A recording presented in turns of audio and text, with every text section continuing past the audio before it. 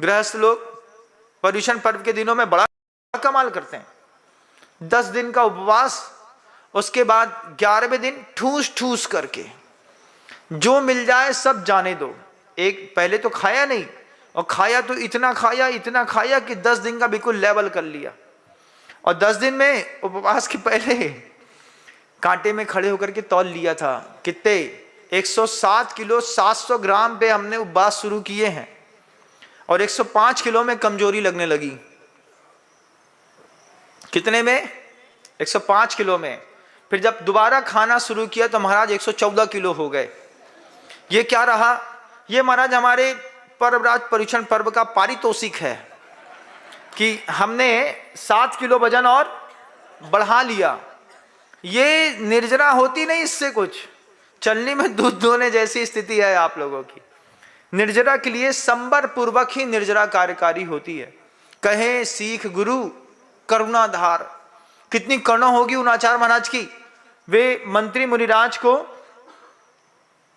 कितने धैर्य के साथ सब धीरे धीरे धीरे करके समझा रहे हैं। इतना कौन समझाता है?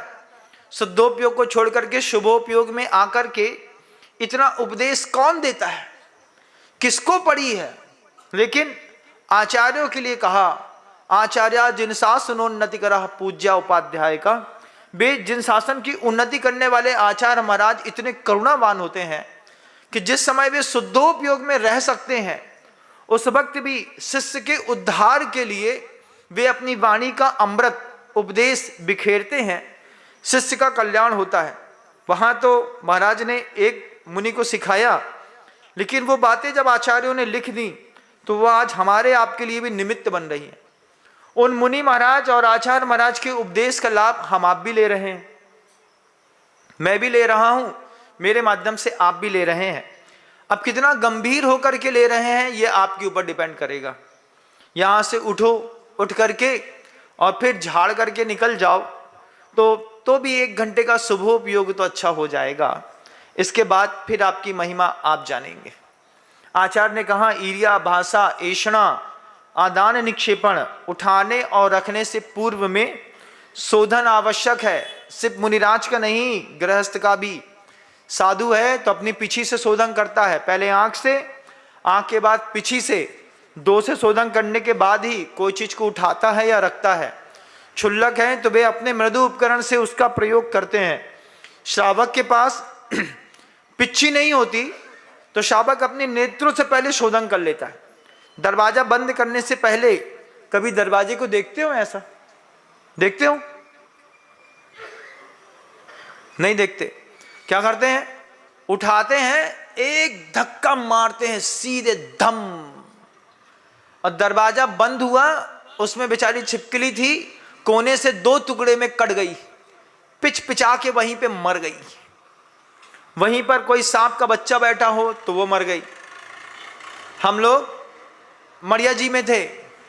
मड़िया जी में आचार्य जी को धूप के लिए दरवाजे के पास बैठाया और बहुत अच्छे से गुरुवार थोड़ा धूप में बैठ करके गर्माहट महसूस कर रहे थे। इतने में तेज धूप हुई तो मैंने सोचा कि मैं दरवाजा बंद कर देता हूं। दरवाजा बंद करने के लिए बीच में वो एक गुट्टा लगा देते ना, लकड़ी का, है ना। उस गुट्टे को हमने, ऊपर से तो साफ दिख रहा था, अब साफ सुथरा दिख रहा था, तो उठाया और खट्टे से ऐसा खींचा स्पीड पे। जैसे ही खींचा तो उसके पीछे 2 छिपकली एक साथ चुपचाप बैठी हुई थी। सामने वाला दूसरा कोई था, वो दरवाजा बंद कर रहा था। मैंने उसको रोका, हमने कहा रुको 1 मिनट, छिपकली 2 हैं। अब वो इतनी ठंडी हो चुकी थी छिपकलियां कि वो खुलने के बाद भी उठ नहीं रही थी। आचार्य जी बोले हमने कहा कुछ नहीं, आप तो देखो ही मत, हम देख रहे हैं, आप देखोगे तो आप हमको भी देख लोगे। उनका कुछ नहीं, सामान्य से। फिर पिछी लगाई, धीरे से उसको खिलाया, पिछी से धीरे से वो उठी। उठ करके वे, जब तक छोटा बेबी था छिपकली का, आदमी तो छोटे बेबी से भी डरता है, बड़े बेबी से डरना अलग बात होती है। अब छोटे बेबी को पहले शिफ्ट किया प्रॉपर जगह पर, उसके बाद पूरा का पूरा बीट देखी, चौखट, पूरी चौखट देखी, फिर जाकर के पीछे लगाई और फिर दरवाजा बंद किया। लेकिन आप ऐसा नहीं करते होंगे ना। आप कैसा करते हैं? गुस्सा उतारने का सबसे अच्छा उपाय है क्या है?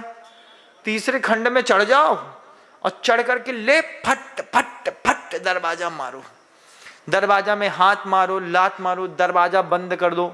घर से बाहर निकलो तो इतना तेज बंद करके निकलो कि पत्नी कमरे में बैठे तीसरे कमरे में समझ जाए क्या साहब नाराज है।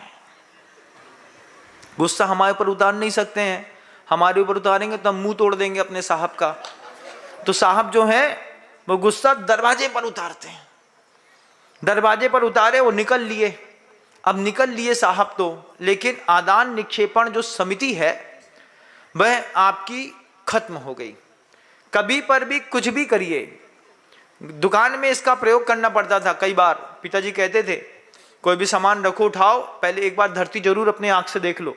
अब काली पन्नी बिछाई, काली पन्नी बिछा करके उसमें बोरे रख दिए, धनिया के बोरे की छल्ली लगा दी, दूसरी तरफ जो है मसूर के बोरे की छल्ली लगा दी, इस तरफ उड़द रख दी। जब उसको उठा करके लास्ट में महीना 1.5 महीने बाद सफाई करी तो बोरा के नीचे चूहा मरा पड़ा मिला, चूहे का बच्चा मरा पड़ा था। अब वो चूहे का बच्चा पन्नी के नीचे घुस गया होगा। अब घुसने के बाद वहां पर पल्लेदार आया, उठा करके वो पूछता है, पहले क्या पूछता है, सेठ माल कहाँ धरना है, ऐसा पूछेगा वो। जब आप बोलते कि यहीं पर पटक दो तो उसको पटकने का पाप आपके मत्थे था। छोटे से चूहा के 2 बच्चे मरे बिले, चिपट गए थे बिल्कुल। क्यों? आदान निक्षेपण समिति। पता ही नहीं महाराज ऐसी भी गलतियां होती हैं, तो पता हो जाने से गलतियां सुधारी जा सकती हैं। मैंने इसके बाद पहले भी एक बार कही है, अपने घर की चक्की में देख के रहिएगा, उसमें छिपकली, सांप, मेढक, बिच्छू कुछ भी हो सकता है। क्योंकि आटे की गर्माहट, उसकी सुगंध से जहाँ से गेहूं गिरता है वहाँ से वे लोग भी उसके अंदर जाकर के बैठ जाते हैं। दूसरे दिन जब चक्की चालू करते हैं तो पड़ पड़ा के उसी में मर जाते हैं, उसी में आटा पिस जाता है, वो खा लेते हो, अंदर पड़ा रहता है।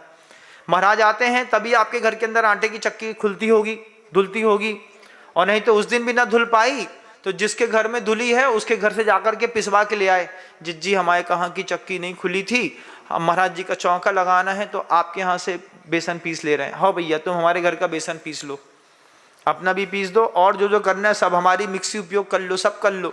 गलतियां होती हैं, भले आपके यहाँ नहीं होती, गलतियां होती हैं। अगर आपको मेरी वीडियो अच्छी लगती है तो प्लीज़ मेरे चैनल को लाइक करें, शेयर करें और सब्सक्राइब करें। Thank you.